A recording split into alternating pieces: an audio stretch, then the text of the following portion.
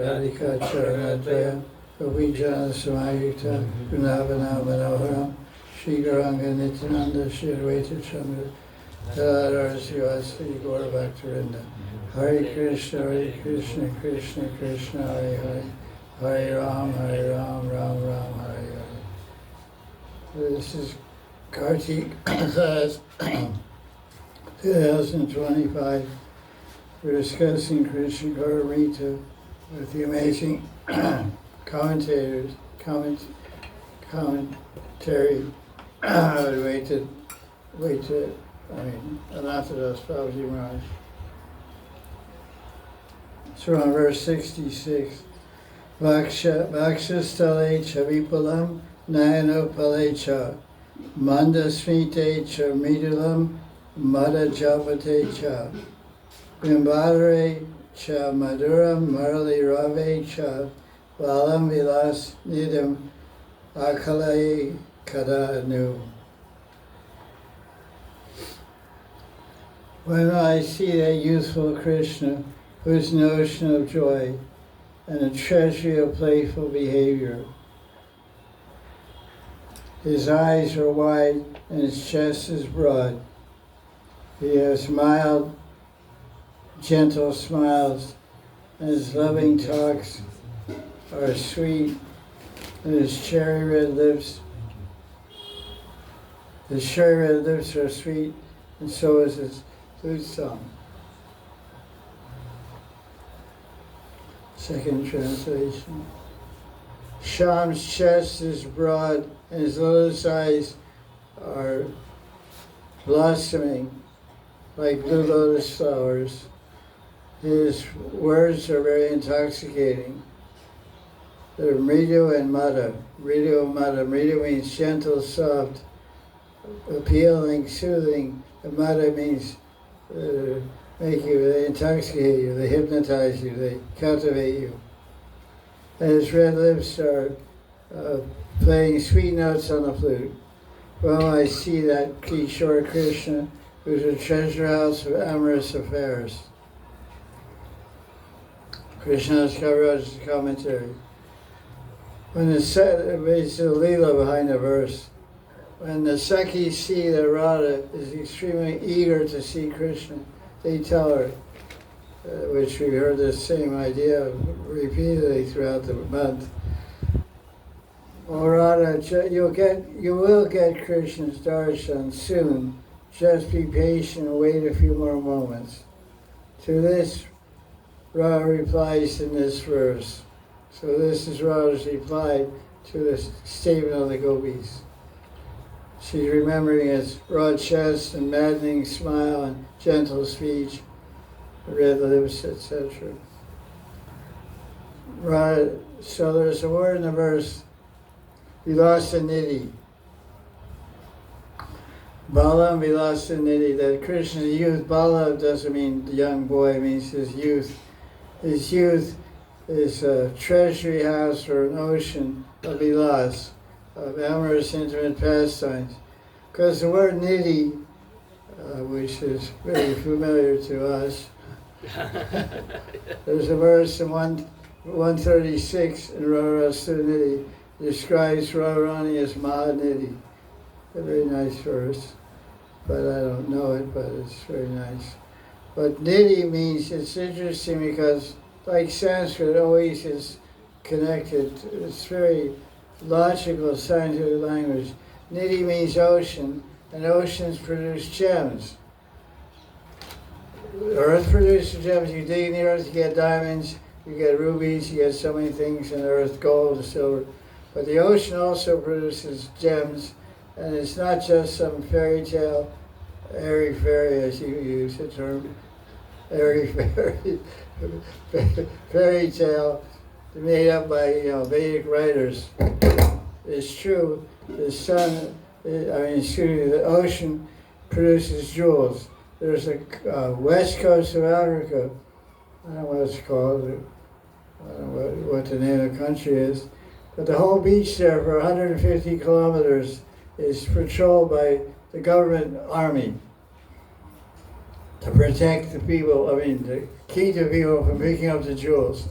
on certain nakshatras, star patterns in the sky, when it rains and there's like Swati nakshatra, etc., it hits the ocean, that either they're already there and they become available, who knows how the sequence is, but they generally say it, during the Swati nakshatra, the ocean produces gems and jewels, and the proof is they wash up on the beach.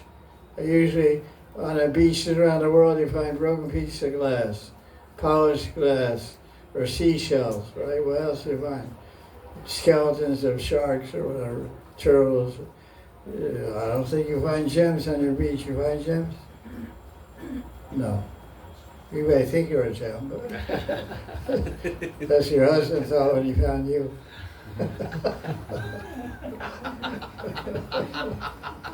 I hope so, for your sake. So they get all kinds of rubies and diamonds and pearls. Obviously, pearls come from the ocean. Everyone knows that. Okay, well, I should know that. But everything comes from the ocean.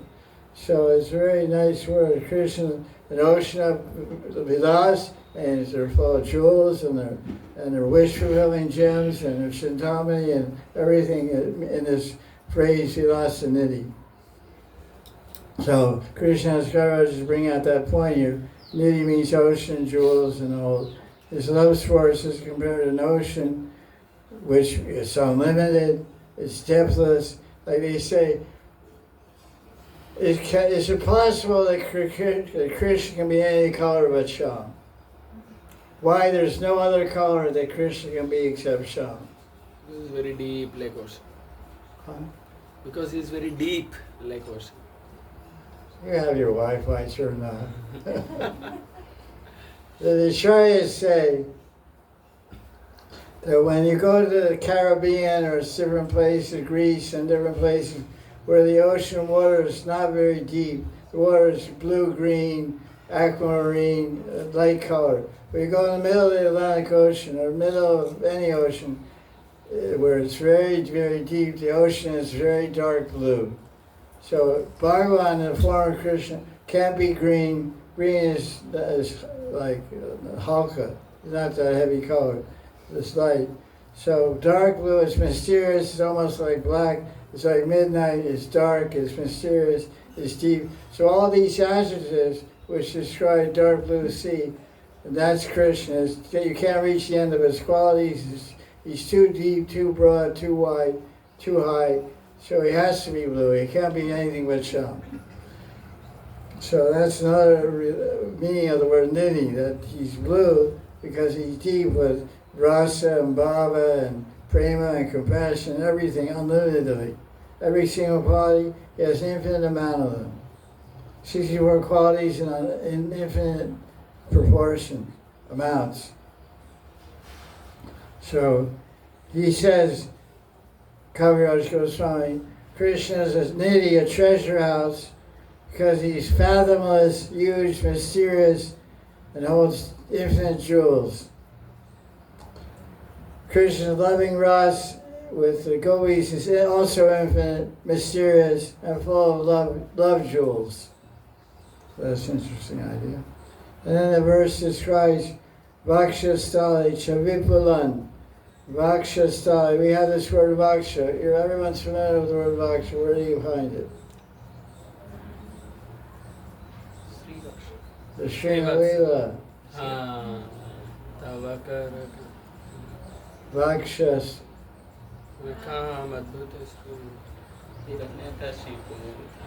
What's the line? Namaste Narasing Haranyakashipu Vaksha. Shila. Shila means rock. Naka means nail. Naka, Shila Naka means stone like nails. He ripped the chest. Stale. So Krishna's not doing that. But the gopis are scratching, but they're not ripping them apart. Well, depends on how you look at it. There's a verse in Vrindavan Mahanidhi, maybe 16th or 17th chapter. If you get a copy in English, don't read it. Find some of my gurus who found it. I went through and picked out my favorite verses and had them translate for me. And it was a different book. Practically a different book. So there's one verse, it's a very famous verse, where Radharani is in a kunja enjoying with Krishna, and he becomes unconscious, like Kamgayatri. Ananga. Ananga. Ananga means no anga, no body. Without body means ananga, fainted. So this verse is very rasic, very deep, very erotic, and very intimate. This Kamgayatri, that's why it's called Kamgayatri.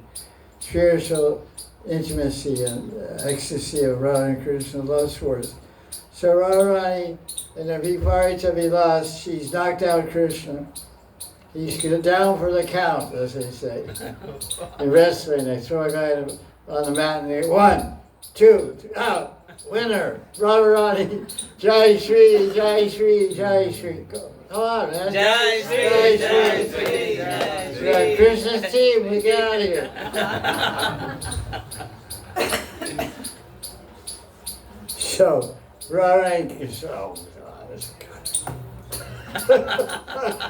She goes outside the Kunj and meets her Sakis and Babaji, and she, on the outside of the footpath of the Kunj, she complains to them. She says, this guy, when we get to the pinnacle of ecstasy, the guy poops out. He says, Manchuja, the Radharani is asking for advice. Manchu, can you give some, Lalita Sakimita, can you give some advice? So the verse that, before she gets to that point, the verse describing the Radharani, there's a verse, there's a word, kadachit, or kada, something like that, something with a K. It means, the word in Sanskrit means ripping to shreds. Ripping to shreds like a tiger rips a deer apart or something. So that's how Radharani attacked Krishna. She attacked him, ripped him to pieces. It's a very powerful verse. The translation is 10,000 miles away from the truth, you know. So my Gurudev was laughing when he was translating. And he wasn't remembering that verse, you know. He, of course, read it, but he said, oh, what is this? Are you ready for this meeting? I said, okay, lay it on me. I'm over 18. Way over. So she ripped him apart. It said, murder, it means murder, rip apart. And it said, the first thing was that Radharani is making love with Krishna. Okay, that sounds exciting. What's new about that? What's exciting about that? You're going to faint with that intensity? You got to have a little more intensity to make Krishna faint. I mean, he's God. I mean, come on. So Mahaprabhu in his delirium, madness, crazy mind of Radharani, Divyam Mahabhav, then Puri, Atula, as usual, chapter 15, he's describing Krishna beauty, and he means Radharani. Krishna's chest is very large and vast, is decorated with Srivats and a golden line of Lakshmi on the left-hand side. His chest is a dacoit. What does dacoit mean? Thief, robbers. Robber, thief, chore. You. No, I don't. So, dacoit. So what's that chest stealing? It is stealing the hearts of gopis. That's not reading a book. Cheating in class. Typical Indian student. Typical Indian student. So he's expert in plundering the hearts of the gopis and force them to become his slaves. That's outlawed. Slavery is outlawed. Now, Mahaprabhu describes Krishna's eyes, because his eyes are described here. Nayan Upale. Upale means blossoming blue lotus. Nayan means eye. Eyes. The corner of Krishna's eyes is red, and his eyes are large and wide. And they move restlessly in the intoxication of love. And his eyes are tantrics who hypnotize young girls.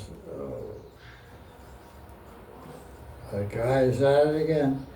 His face is an abode of love sports. His face a feast for the eyes. Govinda Das describes Krishna's eyes. He's a Padakarta, Kaviraj Govinda Das Kaviraj. Krishna's eyes charm everyone, and they strike fear in the hearts of young ladies because they're scared of losing their chastity. They're scared, but they lose it.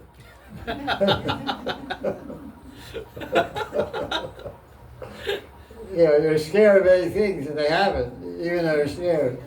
Being scared doesn't prevent things from happening. It's just an emotional response to danger. I'm scared. So I can beat up. The guy's bigger than you. His eyes are arrows of Cupid. They destroy the young dharma of young ladies. This guy is supposed to be a follower of dharma. Yada yada dharmasya pranir bhavati bharata abhyutanama dharmasya satmanam sujam. He told me in the 4th chapter of Gita, verse 8, you come here to establish dharma. This is your idea of dharma? Grabbing virgin girls and raping them?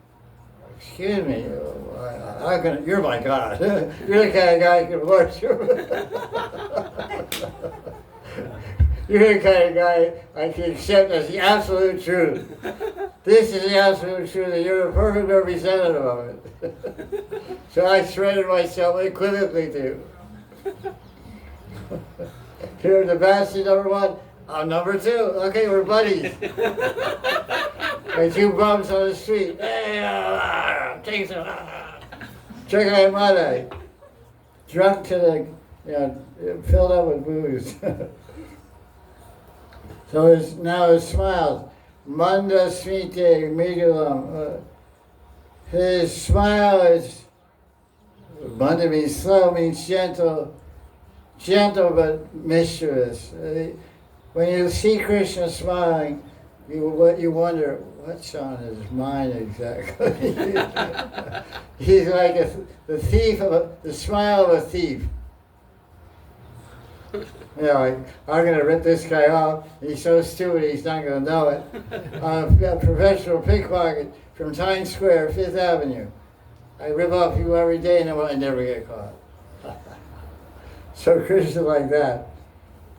His smile is gentle but dangerous. And he speaks intoxicatingly. So now his lips and smile. Sindar's, he quotes a verse from Ananta Vrindavan Champu. That's a very rasic book. Really one of the most rasic books by Kavi Karnamrita. I mean, he wrote the whole book on Rasa's theology. So he wrote Alankar Kaustubha, is Kavi Karnamrita. So when he writes a book about Krishna Lila, he's a master, a king of Rasa Siddhanta. So it's full of Ras, every single word is like amazing. It's one of the best books I've ever read about Krishna. Every sentence just takes you to another world. Krishna's lips are more beautiful than red sindoor, and they light up with a smile that is more beautiful than the full moon. Kunda flowers, so it's very beautiful smile he has. His soft speech is intoxicating. Mahaprabhu describes it in Madhya. Krishna's speech is sweet speech is a river of nectar. Anyone that hasn't heard it, his ears are useless. So, okay, so much for our ears. But we can say, how can we say we heard Krishna's speech? Gita. This is a new month, you haven't paid your bill yet. Your bill is still the 1st of November. Wi-Fi bill. So the question was what? How do we hear Krishna's speech? In the Gita and the Bhagavatam. Uddhava Gita, from Lord Chaitanya's mouth describing him.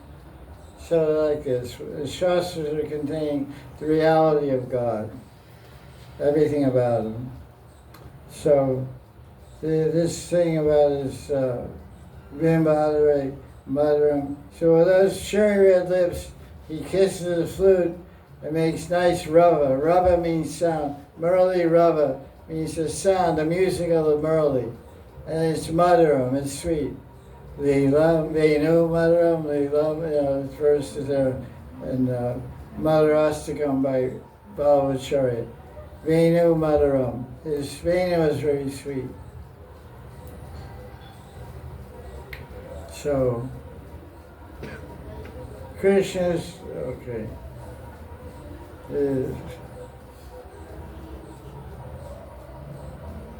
When the gopis see Krishna, they hear his flute song, they reach the topmost experience of sweetness.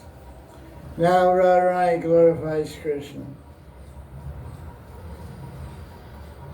It's the nature of Krishna's red-cornered eyes to be fatal. When he casts a kataksha, a sidelong glance, it pierces right through the heart of my heart, and I lose my self-control. Listen, Saki, Krishna's golden yellow garments shine like lightning on his finely shaped dark blue body. His soft smile and speech enkindles flames of romantic desire in our hearts. That's what he's made for. He's made for, the Krishna is made for love. If you want love, you can find it there with Krishna.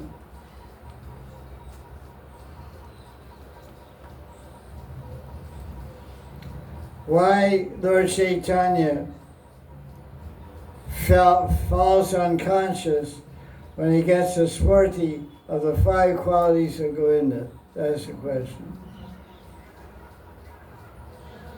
So he says, when he entered the Jagannath temple, Jantila, towards the end, he was in Mahababa Radharani.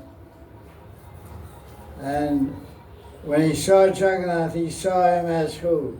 Shamasundara. Shamasundar, Brajananda, and Shamasundar. These 2 names were mentioned in Chaitanya Charitamrita. Brajananda, the son of Braja, the king of Braj, Nanda Baba, and Shamasundar. So when he saw that form of Krishna as Jagannath, the 5 qualities of Jagannath captured his mind and pulled it in 5 directions. So he fell down unconscious. So what does it mean, the 5 qualities of Jagannath pulled him? His form, his fragrance, His touch, his taste. His touch. He was touching with his eyes. Angani yasya sakalendriya vidyamanti pasyanti panti kalayanti syonjika. Krishna can touch with his eyes.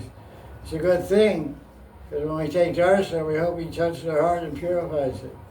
He's looking at us. Who's really taking darshan? He's taking darshan. He's seeing us. We're just trying to see him. Because you can only see it with the backing of Baba. So Krishna is in the highest state of Baba, next to Prem. So he can really see us and see through us. So his vision is called Sudarshan. Sudarshan means time, Sudarshan means chakra, Sudarshan means the auspicious glance of Krishna. So when we take darshan in the temple and see Krishna, he's casting 2 Sudarshan chakras. One to cut rag, one to cut dvesh. Love and hatred. Those 2, when we take darshan of Krishna, his 2 eyes let those these chakras and hopefully cut our rag and dvesh. We become attached to Krishna and filled with love. So that's purpose of giving darshan to Krishna. So we don't go to the temple. I went to the temple, took darshan. No, you didn't. You can't see Krishna. Even Narada Muni can't see Krishna. Because you can only see Krishna in the Gopi Rup and Radha Bhav. So Narada Muni had to become a Gopi. Prabhupada Puran tells the story, he became Narada Gopi. So he could see Krishna and Radharani together. He saw him alone, and Lalita met him one day and challenged him. Have you seen the beauty of Krishna? This old story for you. And he said, yeah, I went to Nanagar and saw the beauty of Krishna. Okay, you have, Lalita said, you haven't seen the beauty of Krishna. Okay. Then Lalita asked, have you seen the beauty of Radharani? Yes, I once came from Barcelona. I saw the beauty of Radharani. You haven't seen the beauty of Radharani. Trying. he tried his Vita to doing. Well, what are you talking about? What are you saying? Listen, Jack. Narad. If you want to really see the beauty of Krishna, Radharani, you have to see the lover and beloved together. Then you see reality that's beautiful, which is also in your book. You quote everything, every cliche, every famous saying for the last 50 years I've heard. I believe it.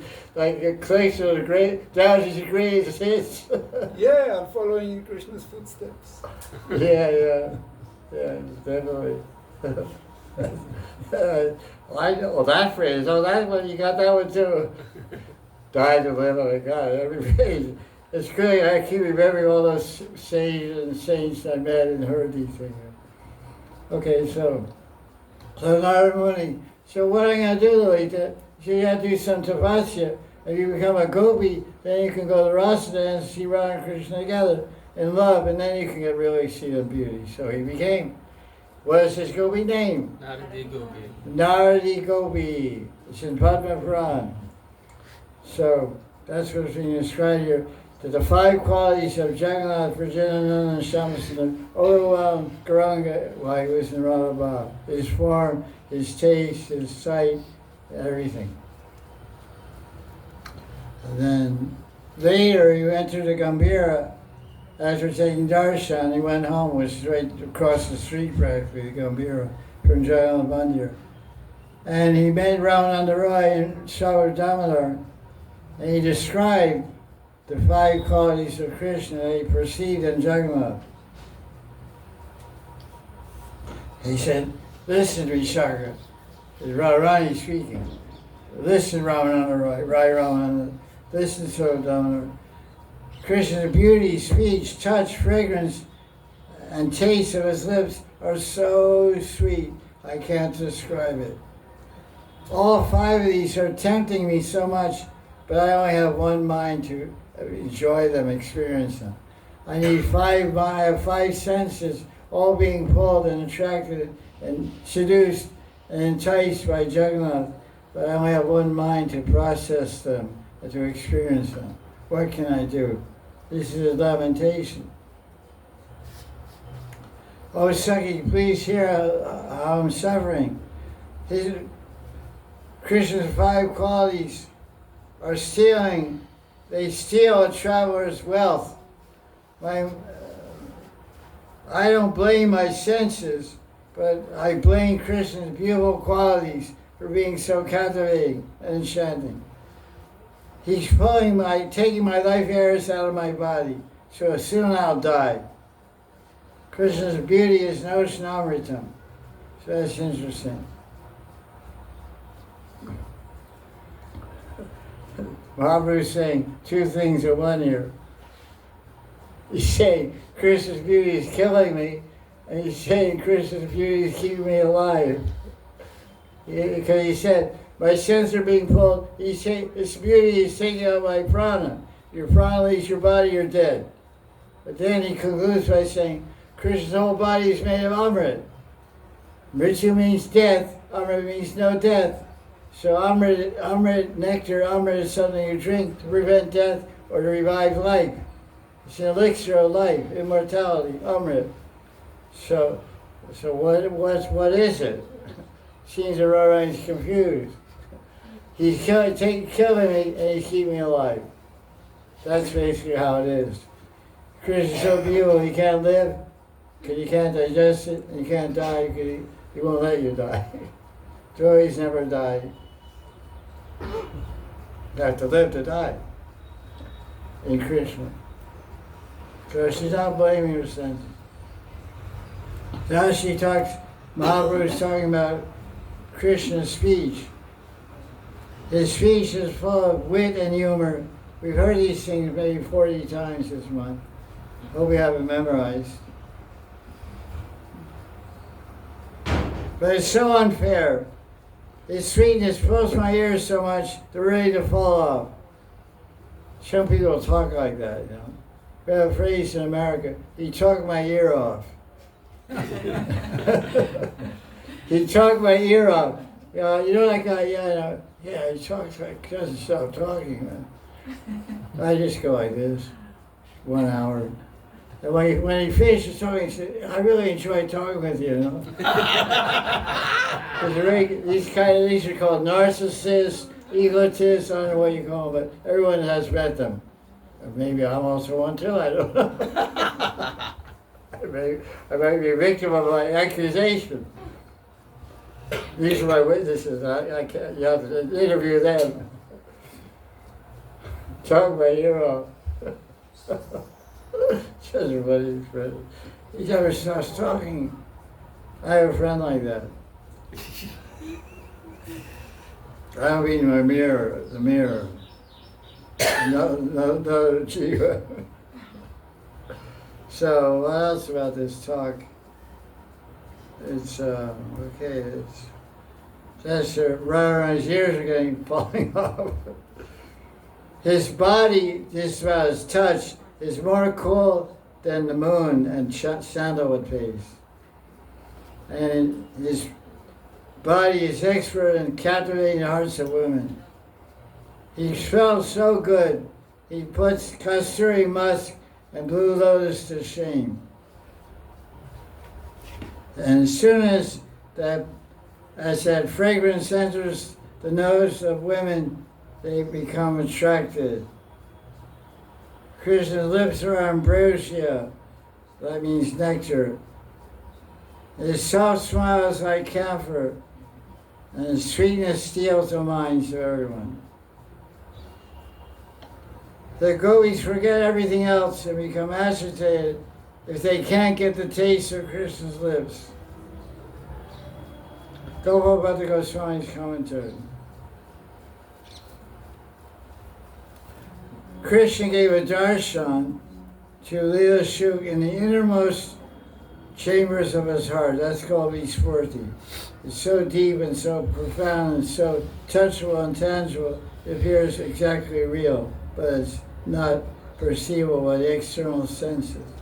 It's seen with the heart's eye of the heart, the purified consciousness.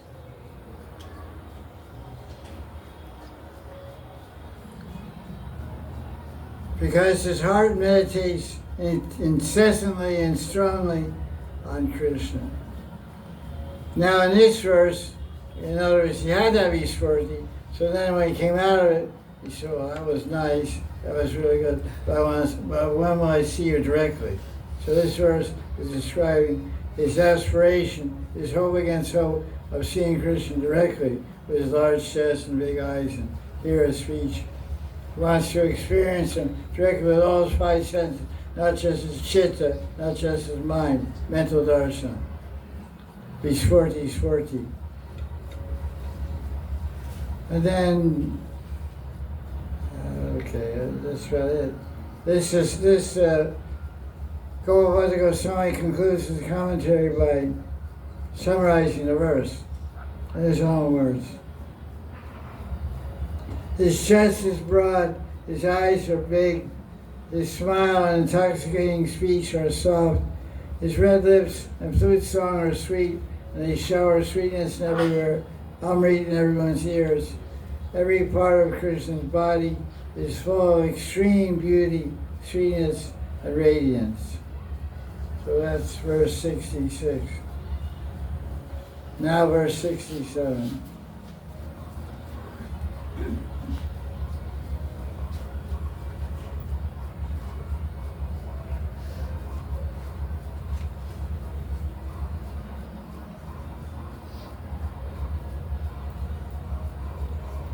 Ardrava Lokita Dura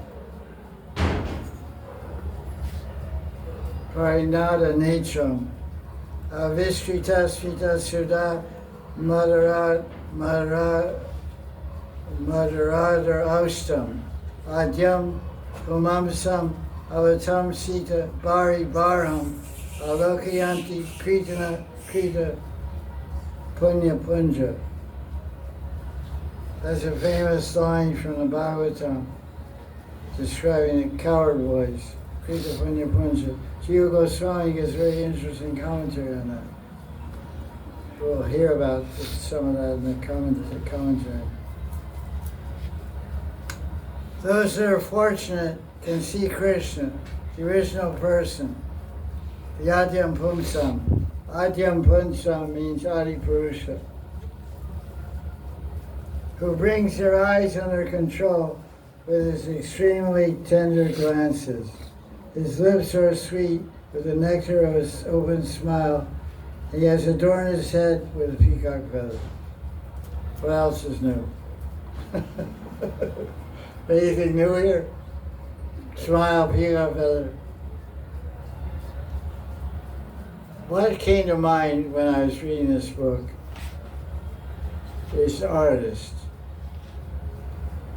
Has anyone watched an artist make a painting? Or you paint? First you get canvas stretched on a frame. And then you paint the canvas white paint, primer paint. And then you make sketch on the thing with a pencil on the canvas and paint. There's different ways people do it. But what happens is it takes maybe a week or 2 weeks or maybe a long time. It can take a month or so to finish a painting once you start it, depending on how good an artist you are and how much depth and detail you want to add. Artists always, I have to add this, I have to add a vine here, a flower here, a sparrow here, a peacock here. And then you look at it and they keep thinking. So paintings grow and expand.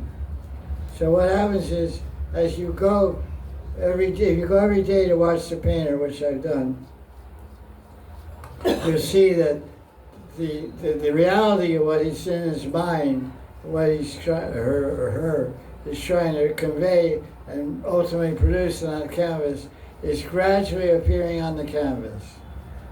Some colors, some sheets of green, some blue. I wonder what that is. And the next day you see it's a tree. You know, it's really mysterious, like a puzzle. A puzzle piece is being put together because his brain and his talent and that canvas, he's going to make something come out of that. So now I see this as an analogy of this study of this book. The canvas is our mind and heart. The artist is Leela Shuk.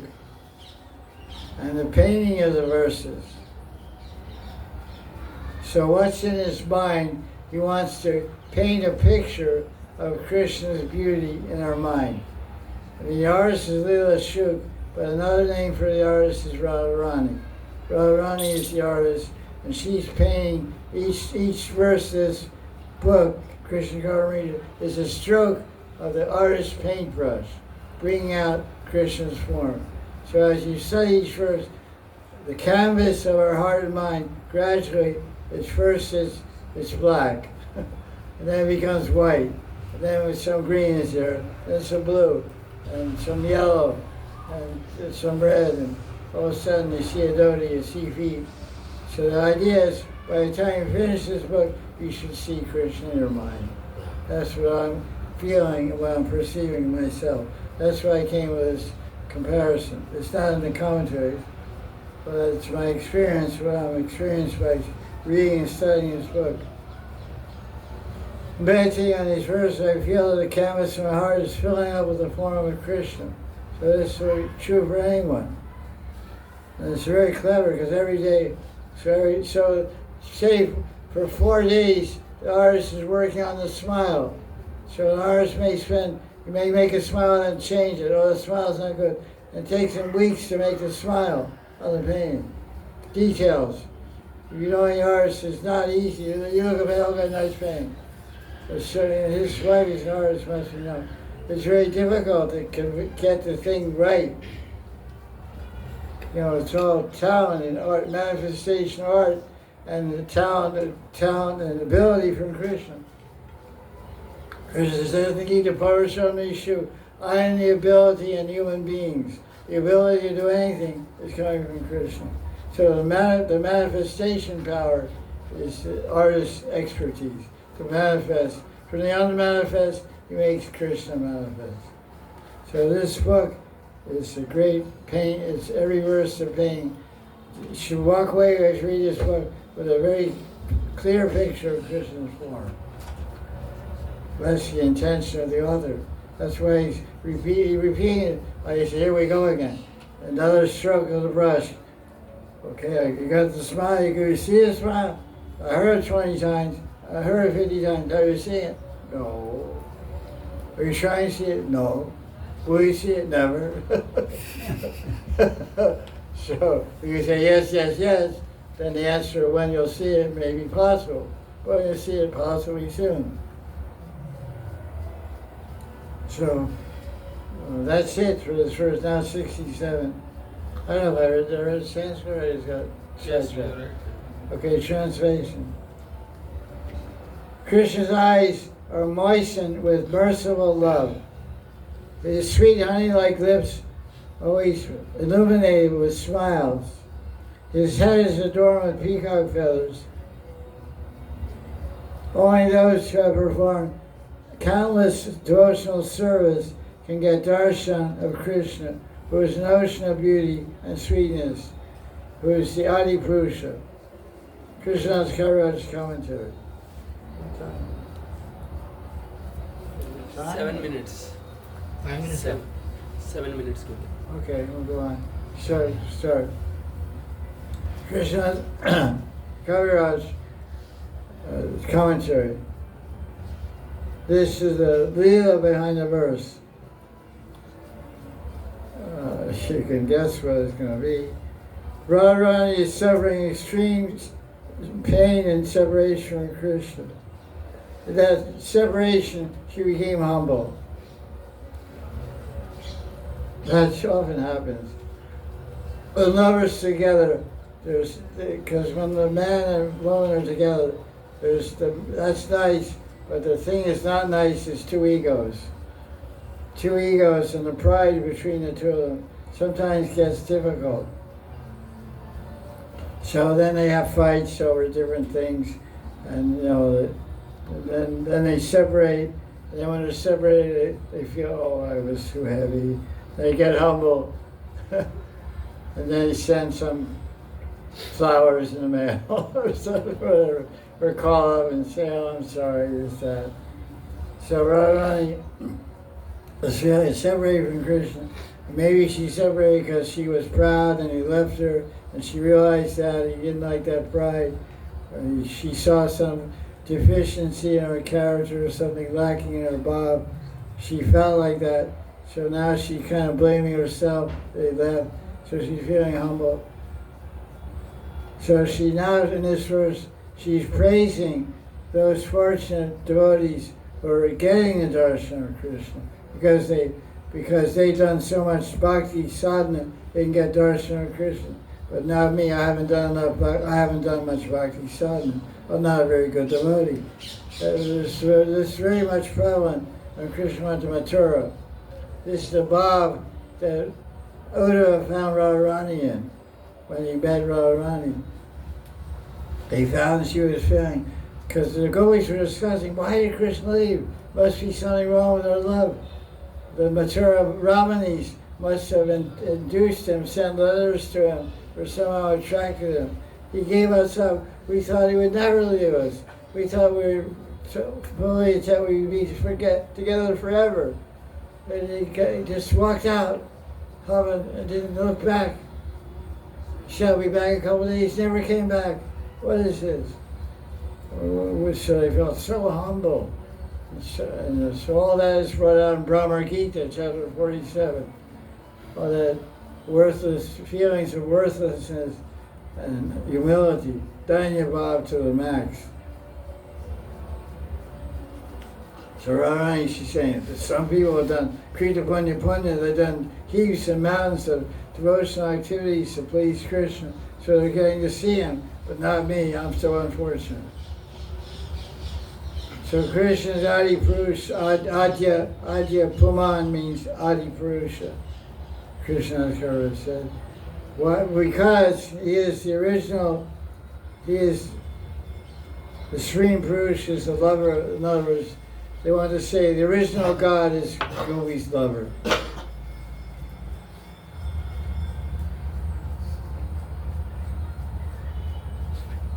Now the point is being made by Krishna Kaviraj. Who gets to see Krishna?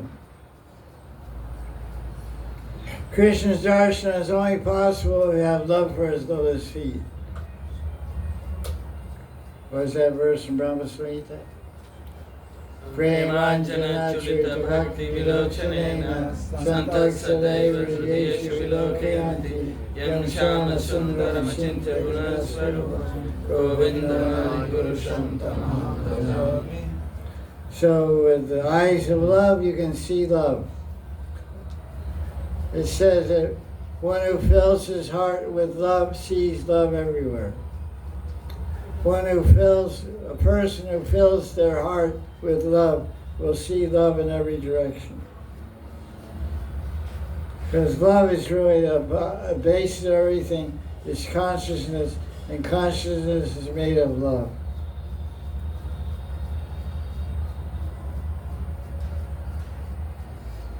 So he explains, to see the Param Purush, the Adi Purush, we must be dedicated to the gopis. So Krishna the Kaviraj is the gopi himself. He's Kasturi Mandri and Nitya Lila. He's saying you want to see Adi Purusha, Krishna, the lover of the gopis, then you have to be dedicated and surrendered and following the gopis. So this phrase, Krita Punya Punja, Jiva Goswami defines what is the meaning of the word punya, because generally punya is defined as religious merit, good deeds. Doing good deeds is called punya.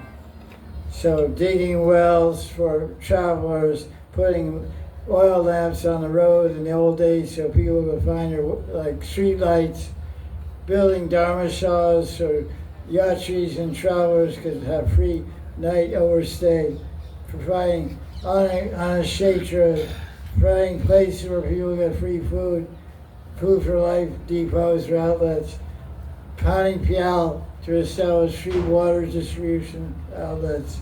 It's all punya. Serving saints, all different kinds of punya. So he explains that's the basic meaning of punya. But he said punya also means beautiful activities. Beautiful activities are very pleasing and satisfying. So many people, many sadhakas did bhajan in Sakirati. Their Sairati was Sakirati. They did Raganuga bhajan following Subal and Sridham of Vrindavan as exemplars of fraternal love, brotherly love. And after many lifetimes, they attained prema and Sakirati, and they could take birth in Krishna Lila on Earth's planet, which is described in the Bhagavatam. They became sadhana siddha, and those sadhana siddhas are described as the Krita Punya Punja. They didn't do Krita Punya Punja, they did pure devotional service, Shuddha Bhakti. So they were rewarded with prema and siddha deya and entered Krishna Lila.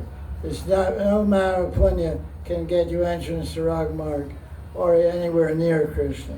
So that's the important point to understand. Krita Punya Punja. Jiva Goswami draws all this out. That's not exactly developed here, but I'm just adding it to enhance it, to understanding. It's time now. Yes, Gurudev. Okay, we'll continue this purport tomorrow and do the next verse after that. Jai Jai Sri Radhe.